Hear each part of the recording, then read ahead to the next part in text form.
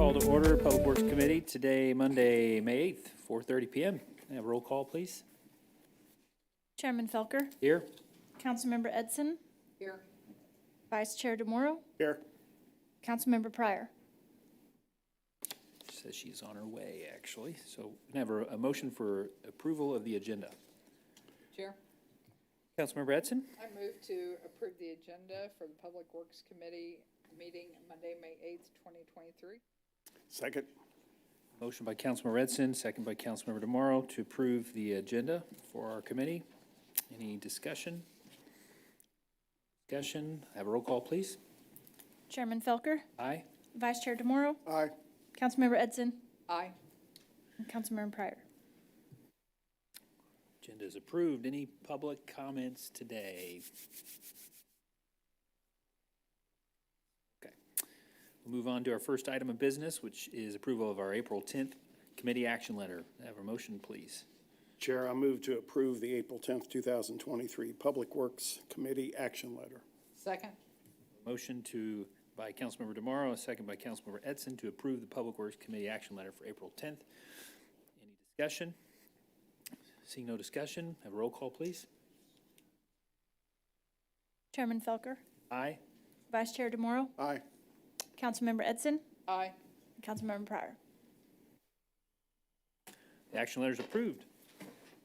Our first item of business, or next item of business, is item 5B, TMP 2633. Mr. Schmager? Good evening. Yeah, good Vince evening. Schmaker, Project Manager. Tonight I have for your consideration the contract with Vance Brothers for the annual surface seal project. Surface seal is the product we put on the roads typically 7-9 years after an overlay. It follows the previous year's crack seal program. This is a thin, about a 1/4 inch thick surface of aggregate and oil-based modifiers. And it's kind of like painting your house. It just adds a coat of protection to the road and a wearing surface to keep traction up and protect the original asphalt that was put down. This year's project is approximately 46 lane miles in length. We have areas all over the town, all over the city as usual. So with that, any questions? Councilmember Edson? Question? Yeah, thank you. So it looks like Vance Brothers was the only contractor that bid on that, is that right? That's correct, and that's typical. Sorry, I meant to say something about that. This is a very specialized, and they're the only vendor we have in Kansas City. There are more vendors in St. Louis, but apparently our project isn't big enough to pull them across where they would, if they did come across, they'd either have to bring their own supplies or be purchasing them from Vance. Okay, thank you. Thank you, Chair. Thank you, Councilmember Edson. Any other questions from the committee? So additional question, which is just for my own information. 46 miles, so is that like how it is most years about that? Most years, last year we were a little less, but we saw a big spike in prices last year. This year's pricing was pretty close, almost on par with last year's. I actually estimated about a nickel a square yard more expensive than what the bid came in, so. Good deal. And then, just for perspective, 46 square miles, what is the total street surface square miles? 1,100. 1,100, thank you. Okay. No further questions from the committee. Welcome, Councilmember Pryor. We note your presence in the meeting. I would entertain a motion on TMP 2633. Chair, Councilmember Edson? I move to recommend to council for approval TMP-2633, an ordinance awarding the bid for project number 791SS for the surface seal FY24 program to Vance Brothers, Inc. in the amount of $1,304,006.51 and authorizing the city manager to execute an agreement for the same. Second. Motion by Councilmember Edson, a second by Councilmember Pryor to advance TMP 2622 to council with a recommendation for approval. Have a roll call, please. Chair Felker, Aye. Vice Chair DeMorro, Aye. Councilmember Edson, Aye. and Councilmember Pryor. Aye. Thank you. Thanks, Mr. Schmager. Okay, our next item is TMP 2622. David Lowe is on the agenda.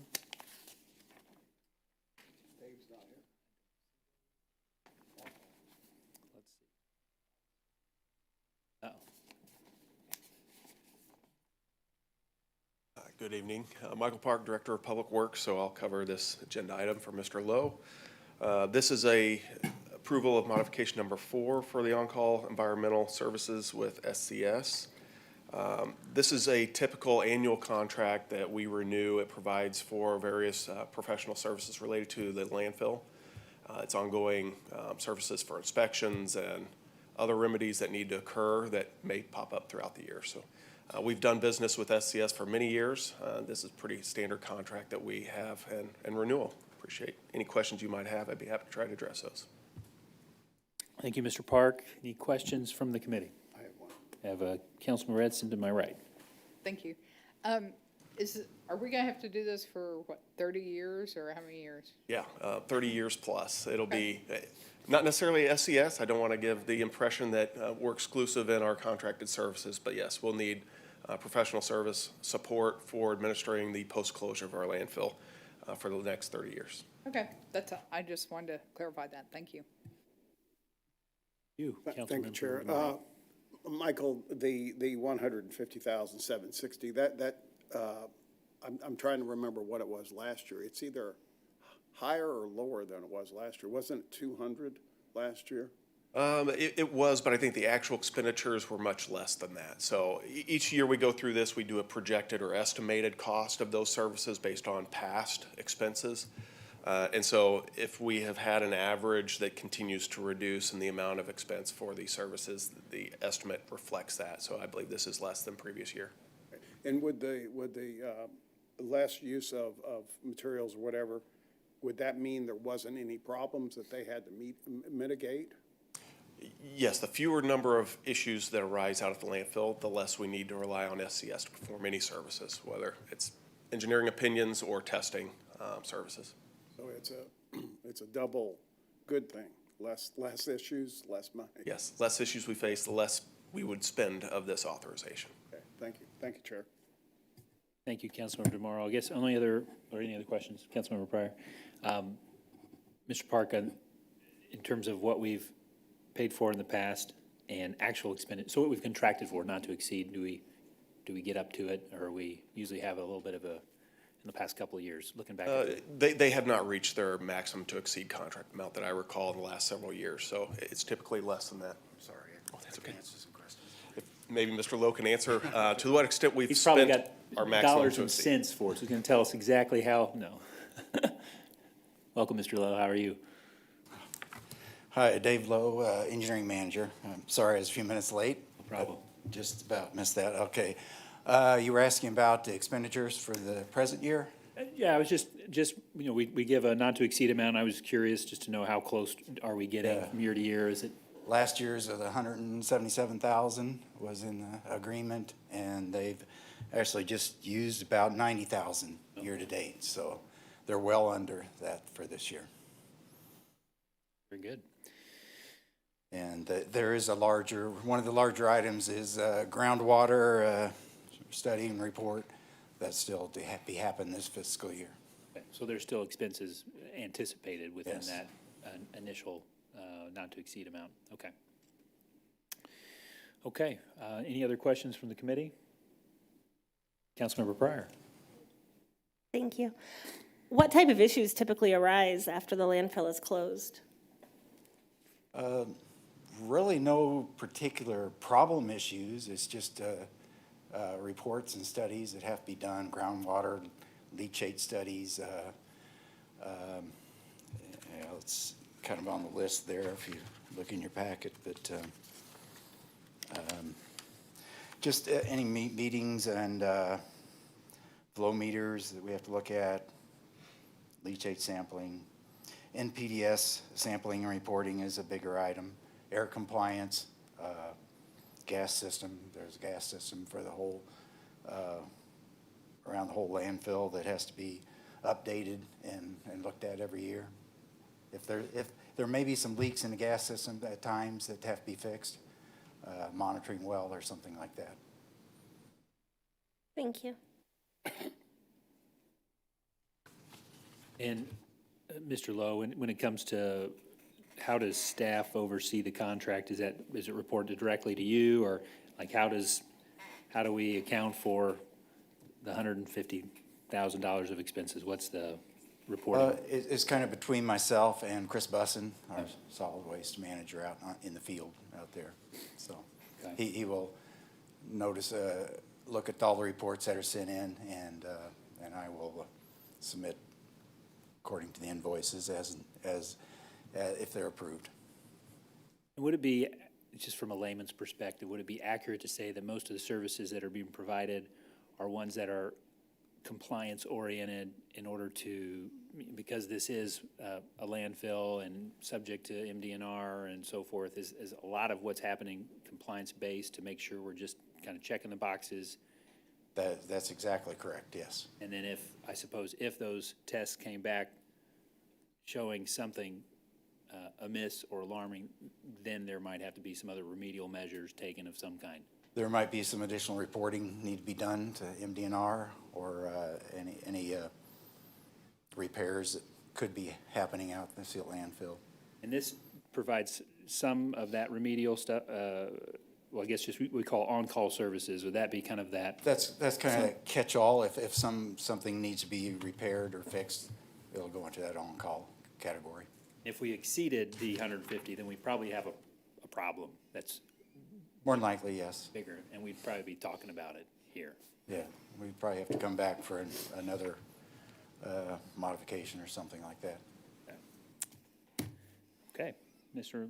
Lowe, appreciate your responses. Oh, Councilmember DeMauro? I was going to do a motion. Please, we'll take a motion. I move to advance to the full city council with the recommendation of approval.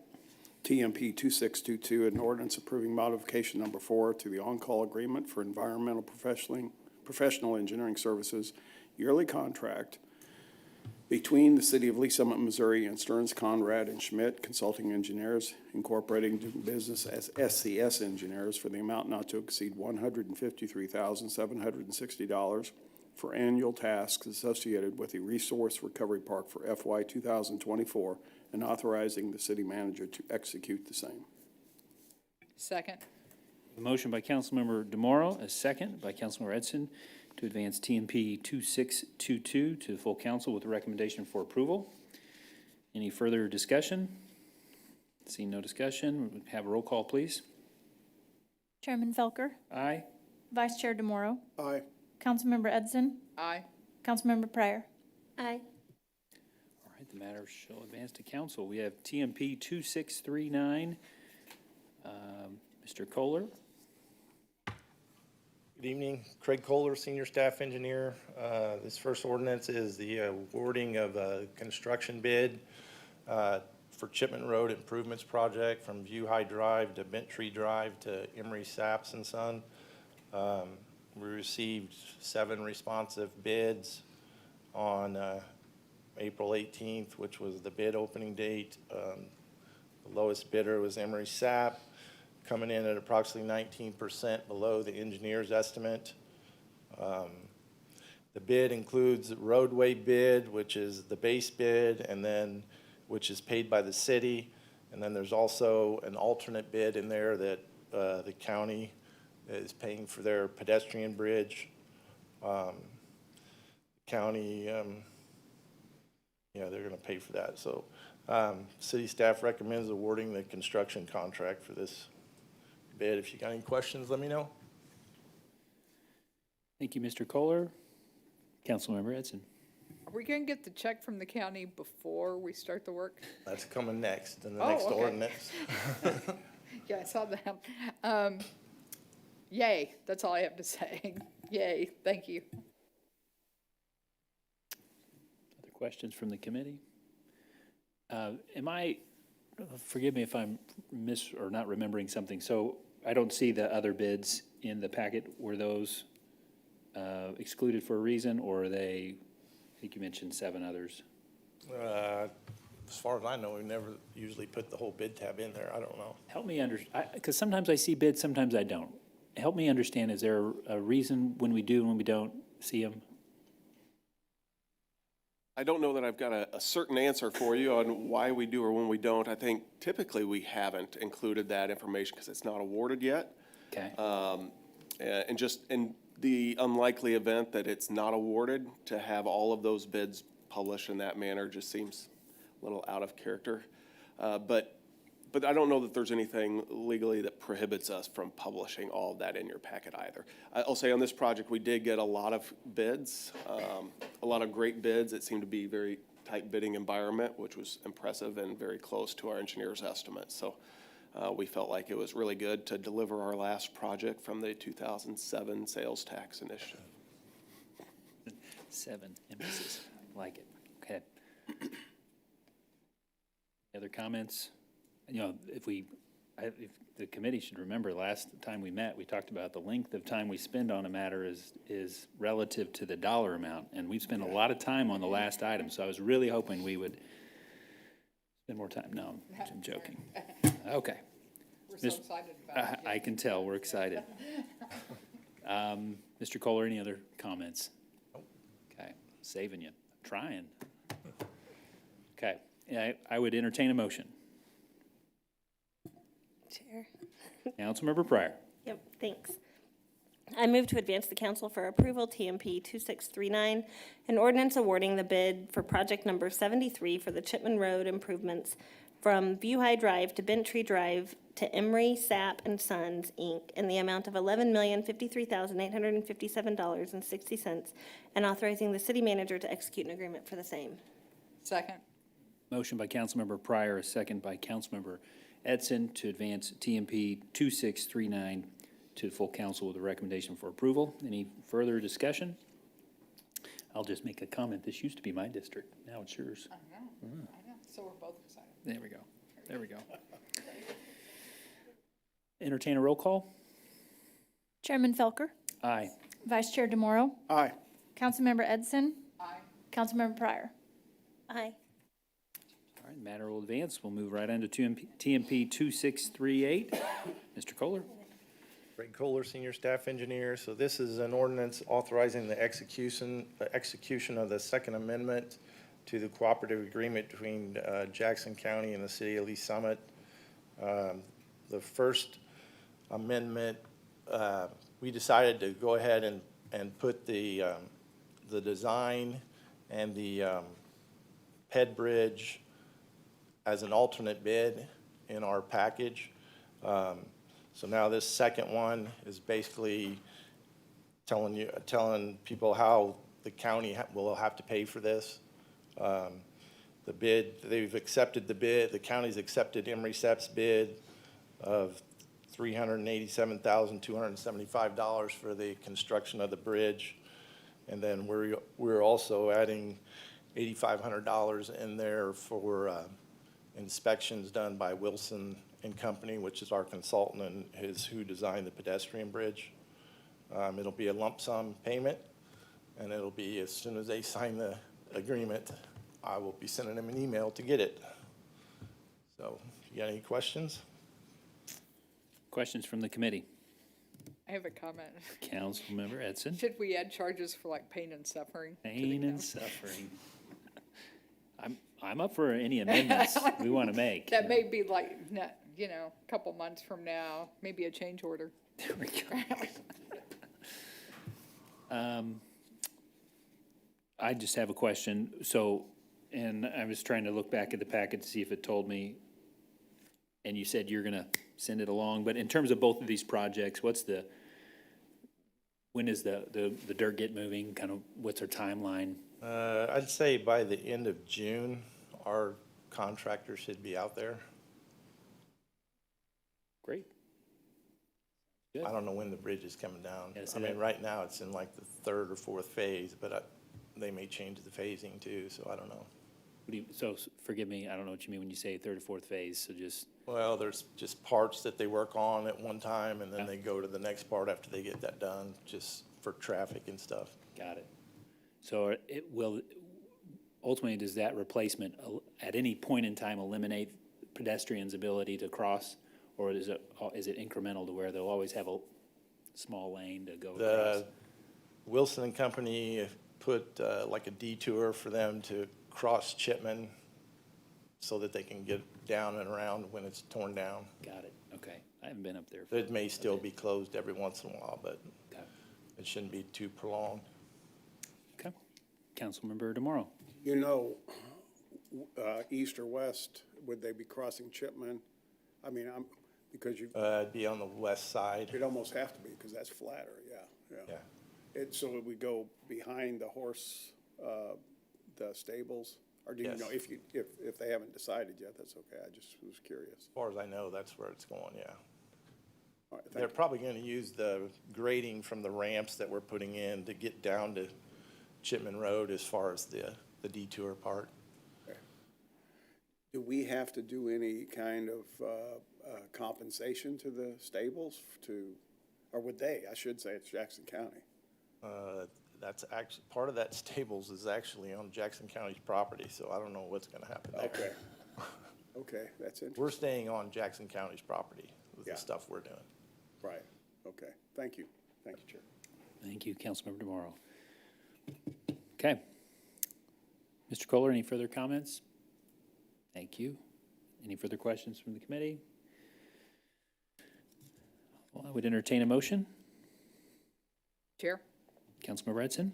I move to recommend to council for approval TMP 2638, an ordinance authorizing the execution of the Second Amendment to Cooperative Agreement for Payment of Funds from Jackson County, Missouri to the City of Lee Summit, Missouri for the construction of a new pedestrian bridge to accommodate the shared use pathway over Chipman Road and authorizing the mayor to execute an agreement for this. Second. A motion by Councilmember Edson, a second by Councilmember DeMauro to advance TMP 2638 to the council with recommendation for approval. Further discussion? Seeing no discussion, we'll have a roll call, please. Chairman Felker, Aye. Councilmember DeMauro. Aye. Or, sorry, Councilmember Edson, Aye. Councilmember Pryor. Aye. All right, matter advances. We now have TMP thank you, Mr. Kohler, TMP 2628.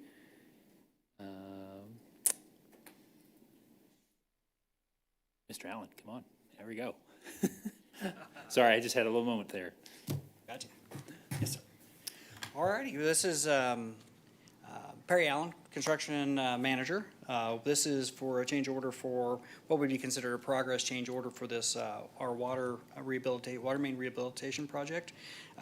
Basically, the heart of this change order addresses the various discoveries as we progress through the water line project, complications, things that we identify that need to be addressed as we make good decisions on keeping our water system in good shape. These are a variety of those, and that entails some extra work, which entails some extra time, and that is what this change order is really requesting, is to cover those additional items as we make this progress in this project and the time it takes. Thank you, Mr. Allen.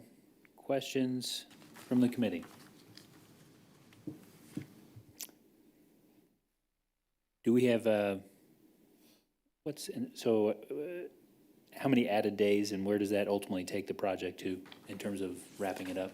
Yeah, so it was, we did add 18 days with this change order, but ultimately, we are at now a timeline of 358 days from the original contract. I believe it was 360, and, pardon me, 320. But bottom line is, it only adds about a month's worth of time, which is very much absorbed in the normal construction process, so. Should be done, this project was a 2-season project, and we're starting into the 2nd season. Okay. So, meaning you don't work on it, those aren't consecutive days. Those are days, yes, yeah. So during the wintertime, we definitely have a suspension period where we Okay. can't do waterline work, but yes.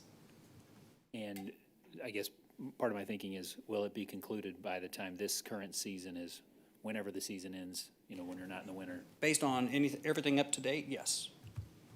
Good. See no further, any further comments, Mr. Allen? Oh, no, sir. I don't see any further questions from the committee, so I'd entertain a motion. Chair, Councilmember DeMorro?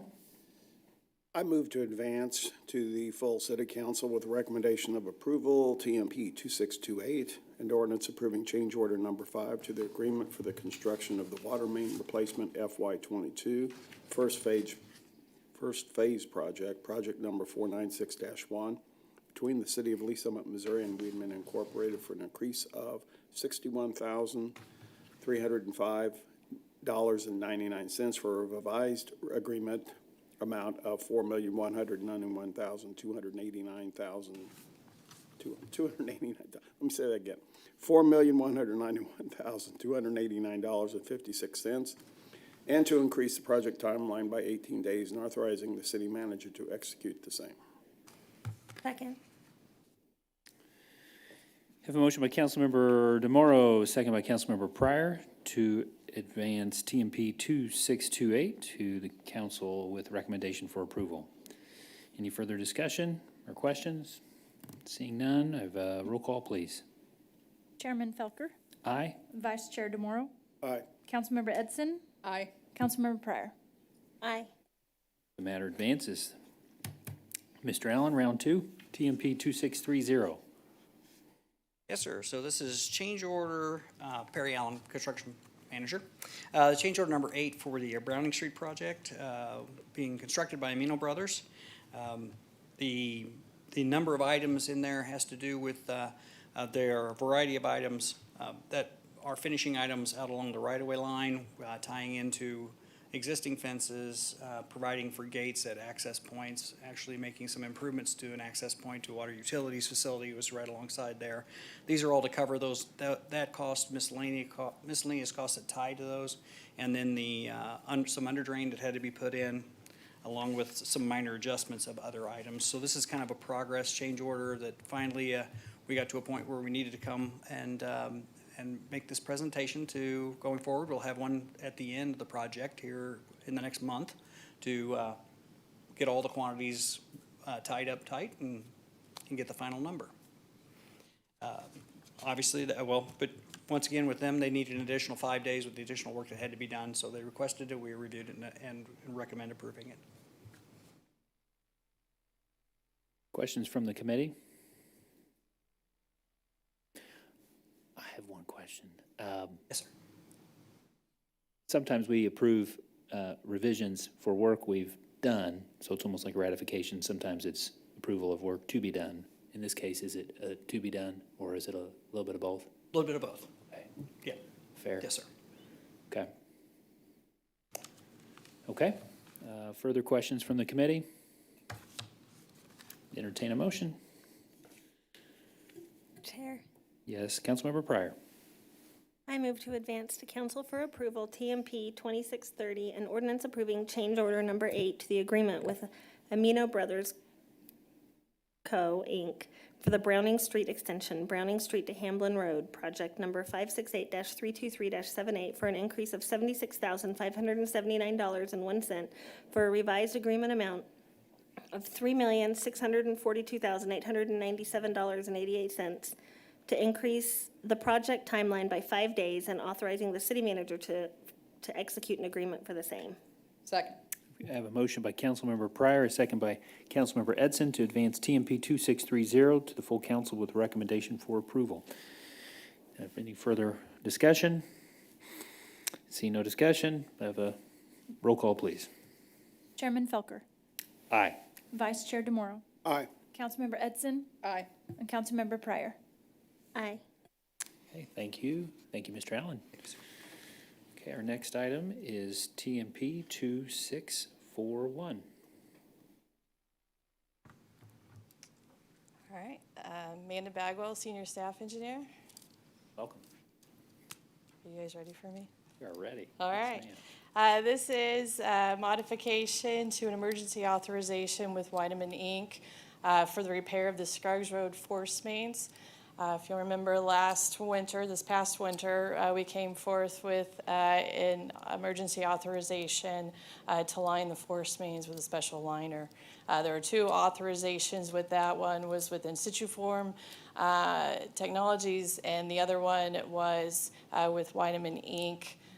To prepare some of the excavation pits for the force main to do traffic control, pipe connections, and final restoration.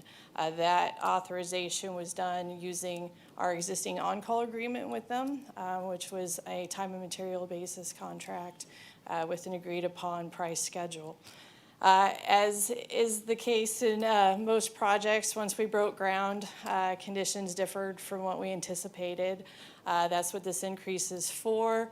A large part of the increase has to do with what we found with the force mains. We were anticipating, based on the drawings, that they were going to be approximately the same level and far enough apart that we could excavate for the 18-inch force main first and do the work on it while keep the 12-inch force main live. What we discovered upon opening ground was that the 12-inch force main was actually at a higher elevation and closer to the 18-inch than anticipated, which meant that we would end up undermining the 12-inch, and we could not keep it in operation. So a lot of the increase had to do with installing bypass pumping to allow us to continue forward with the work. And obviously, when we excavated, we ended up with a much wider excavation site than we anticipated, and so we had more pavement replacement than we anticipated. This, as I said, it was all done under the on-call contract, so we're using the rate schedule that was provided with that, so you're not seeing any premiums or price markups from the contractor. It's all based on hours. With that, I'll open it up to any questions. Thank you, Mr. Ms. No Bagwell, I worries. apologize. No worries. I was going to say something about Mr. DeMoro over here, I guess. Any questions from the committee? Councilmember DeMoro. Ms. Bagwell, is this, will this be probably the last change order? Are we probably expecting more as they finish up the project? Project's complete. This Okay. is the last one. This This is is the the last one. final reckoning.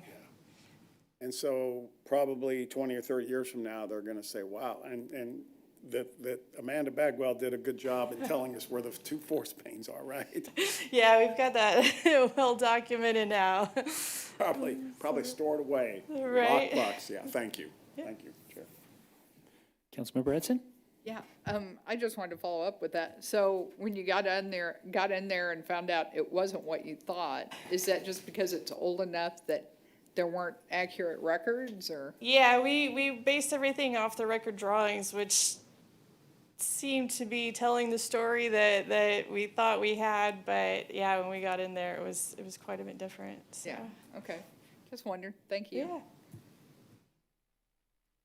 I don't think I ever saw what it looked like when it was all torn apart. Did anyone see it?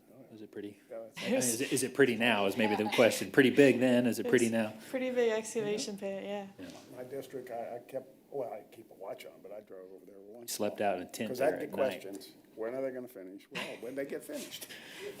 That was the big one, like, when can I start driving through? Like, Yeah. Yeah, very good. Well, thanks, Ms. Bagwell. Thank you for sharing this with us. So I have a motion from the committee. Making you do it.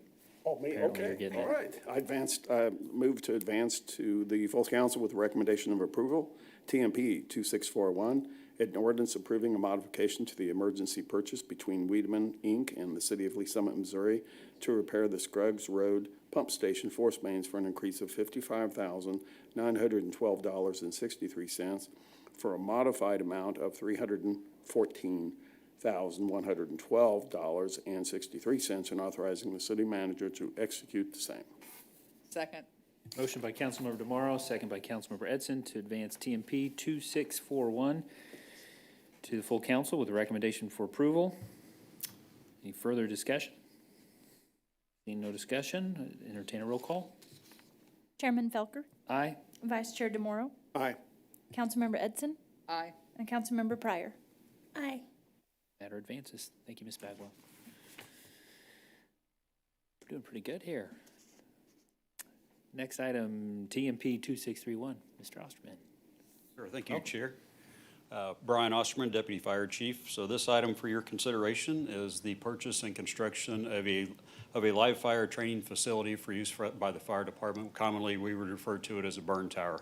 So if I use that term, that's what I'm talking about. So what this does, this would provide us the ability to conduct live fire-based scenario training for our employees. Currently, that is something that we do not have for our department within our jurisdiction to meet this requirement, which it is a requirement at certain benchmarks in our personnel's training. We have to take personnel and assets out of the city limits to a neighboring jurisdiction to meet those training requirements. So this would give us the ability to do this in-house, if you would. Obviously, going out of town is cost and time prohibitive, and it's very difficult logistically to make that function. So this would give us the ability to maintain and increase proficiencies within our own staff. Kind of where we're at with the growth and the turnover that we've seen within the fire department, about 40% of our staff has 5 years or less experience. So you can imagine the challenges that we have trying to administer and maintain those proficiencies. If the planned growth continues, that percentage is going to grow even higher. So this will really give us a really good tool to keep our staff well trained for those types of fireground incidents and fireground operations. This was also a point of discussion as we discussed the public safety sales tax initiative that the voters were so kind to approve for us, and it does appear in the FY23 public safety sales tax budget that was previously approved. So the amount that you see there is what we had planned for, and that's what we're bringing forward tonight. Thank you, Mr. Osterman. Sure. Council members, committee members, any questions? Councilmember Edson. Well, this is exciting, so I'll just say that. Also, I couldn't tell from the drawings, is this going out by Station 7? It will be at Fire Station 7 out off of Shear Road. That's where the cold training, if you would. We do have a training tower out there, but it's not suitable. It's not designed for fireground as far as live burn training. So we do have a portion of the parking lot that exists that will be mostly encompassed with this new facility, but it'll be right there at Fire Station 7. That would be great. Do you remember when they did like Fire 101 and they'd come out and have citizens and council members? Any chance that once you get this facility built, they'll restart that again? You know, I would expect that to, well, first of all, Fire Ops 101 is a union-led initiative. It's not a department-sponsored. So that would be a conversation with the union primarily, at least to get going. Obviously, we host it at our facilities. But that would be a great tool, not only for Fire Ops 101. Obviously, our main goal is to get our staff competent and trained and work the bugs out and really learn how the system works well before we open it up to others. But that will certainly be a conversation, I'm sure, at some point. So when you say open it up to others, are you hoping that you'll be able to invite other fire departments out also, make some money? You know, that'll be a conversation down the road. You know, like I said, we have to learn the capabilities, really what we can do with the building. We have a lot of young staff that we need to work through. Until we get those competencies up, I would expect that to remain fairly closed for the time being. But, you know, that would be a conversation that we'll have down the road, but that's a possibility, yes. Okay, thank you. This is exciting. This is great. Thank you. Councilmember Edson. Councilmember DeMauro, do you have a question? No, she asked the question I was going to ask about other fire departments, but I'm also excited about it. It's a good move, and you know, I can only think that it's going to add that degree of training that we have missed, because this is going to be the best at right now. I mean, current time, and it's going to result in a lot of good training, I'm sure. Absolutely. Thank you. Councilmember DeMauro. Councilmember Pryor, any questions? No? And so I was looking back at the timeline. So delivery here, I say delivery, right? Because this is it's mostly intact when it arrives. So after the timeline, the rough schedule is anywhere 32 to 36 weeks for us to occupy it. It depends, you know, as soon as if this progresses through the process and we can issue the PO, there's some design time that still has to be, some permits that need to be pulled, site prep. But after they design it. The building gets ordered, and it is kind of a modular building. It's erected on site, but it's built elsewhere and shipped in.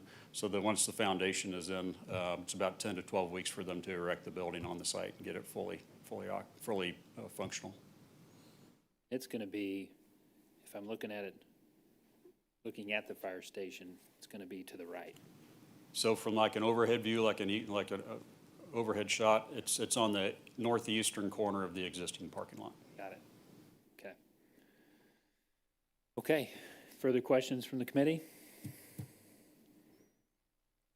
Thank you, Chief Osterman. Appreciate your bringing this to us. I have a motion from the committee. Chair, Councilmember Pryor. I move to advance to the council for approval TMP 2631, an ordinance approving an agreement between the City of Lee Summit and WHP LLC and utilizing the Sourcewell Cooperative contract to purchase and construct a live fire training facility for the fire department in the amount of $1,700,000, authorizing the city manager to execute an agreement for the same. Second. Motion by Councilmember Pryor, second by Councilmember Edson to advance TMP 2631 to the full council with a recommendation for approval. Any further discussion? Seeing no discussion, have a roll call, please. Chairman Felker, Aye. Vice Chair DeMoro, Aye. Councilmember Edson, Aye. and Councilmember Pryor. Matter advances. Our next item is 2023-5593, report on our CIP plan. Mr. Binger. Good evening, George Binger, City Engineer. This is just to submit an updated report, executive summary on our capital improvement plan.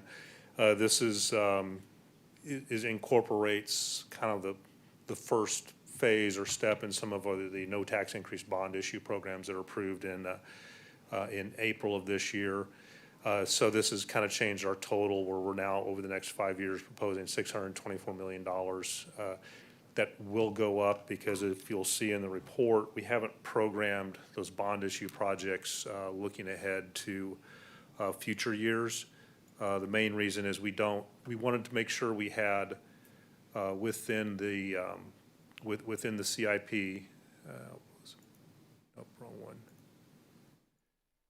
We wanted to ensure that we had projects funded or budgeted in '24 that we could start fairly quickly. An example, this is, like from the facilities program manager, they submitted, these are projects that have to be done this year, like re-roofing Fire Station 7 and some of the access control here at City Hall. And so that's what you're seeing in this updated submittal. You'll see more on the facilities page here. Mainly what you're seeing in '24 is to get design and planning started on these projects. The construction will come later. Again, this will be refined again in year 25. These numbers will probably be updated as well as we further refine the planning. City staff is starting the process on this now to put together a more detailed plan on how these projects will be phased and sequenced together, because it's related to the timing of when we can issue the bonds, the design, staff availability, things of that nature. So this is just trying to get that placeholder in this upcoming CIP to authorize the funding in the budget in FY24 to get these projects started. So that's what you're seeing in this particular update. And then any questions regarding this on the summary at this point? I have one question. When you're projecting out, do we build inflation into those projected numbers? Is that kind of how they're put out? It depends on the project. As an example for these bond issue projects, this is the number that was, the total amount was what was factored into the public presentation. Those estimates, would have some contingency in there for, just the unknown scope at this time, as well as inflation. But then on the other projects that have probably been in the program for a while, we factored in inflation as well. Thank you. Okay. And then the other item included in your packet is a summary of the comments we received online, the public comments. That's just being submitted there for your information. Those will be, the public hearing for the capital improvement plan is scheduled for May 25th at the Planning Commission, and those comments will be entered into the public record as an exhibit at that hearing. But this, again, that's just there for your information to see that we did receive the comments that were received. And with that, I'll be happy to answer any questions. Questions from the committee?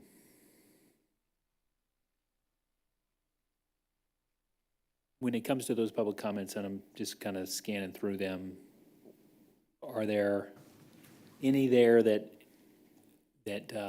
merited an adjustment to current CIP?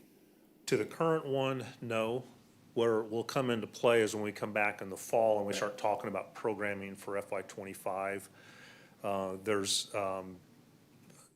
that's where that usually comes into play, because we have some time to react to that at this point. Yeah, so, and my question really was not just for this year, but yeah, and going forward, were there any, I'm looking to see if there were entries here or that really would kind of push us in one direction or another. There was one regarding the phasing or sequencing of shearer roads. That would be a conversation for the committee in the fall. Where does that prioritize with that? And then I think there was a comment regarding sidewalks where it would be more, how do we phase and prioritize the sidewalk gap program? And then those are the two that I recall off the top of my head related to projects specifically that I recall. Okay. And some are just related just to general policy that we typically don't respond to that other than, hey, there's other venues for that, like, through spending policies, priorities, taxation, things of that nature. Thank you. Any further questions from the committee? Okay, I'll just comment that I appreciate your work, Mr. Binger, you and your team, and everyone else working on this. I know this is something you go through every year, and appreciate the thoughtful efforts to putting something, again, forward-thinking in front of us to review and consider. So thank you. I guess we don't need a motion on this one. It's just, again, presented as a report. No, sir, this is informational. We get to look at it again later. Okay, well, that concludes our business. Roundtable. I'm going to look, Mr. Park. I just want to bring to your attention, tomorrow night, you'll see a resolution 2311, that the City Council will consider. It wasn't intentional to bypass Public Works Committee. It was kind of a late add to that council agenda. It was in regards to participation of federal programs or state revolving fund program for clean drinking water projects. And we had been advised we probably weren't eligible for certain projects. That came around with a different direction in the end. And as with many of these opportunities, you have to have a resolution of support. And that's what's advancing to the City Council, is to give that direction of support for the city to file application as part of those programs. And Mr. Thorne is here if you have any other questions about that, but I want to make sure was aware and that you didn't have any understanding that we were by any means trying to bypass committee without your review. We were all talking about it before this meeting, weren't we? We weren't, no. I don't have any questions. Oh, a roundtable? I have a Well, comment on something. any questions for About Mr. that Thorne, since he's here? He wants to talk about water. I know, yeah. How, what is it? What was He it? wants to talk about how he went around council, that's what he wants to talk about. Well, I was wanting to hear more about that. What was it, the mix, the way you described that mix of what, there was a word you used, I can't remember it. It was really good. Someone was asking, I think Councilmember Pryor was asking about how we get the water from Kansas City and Independence, and we'll have to enter that into our lexicon for next time we talk about water.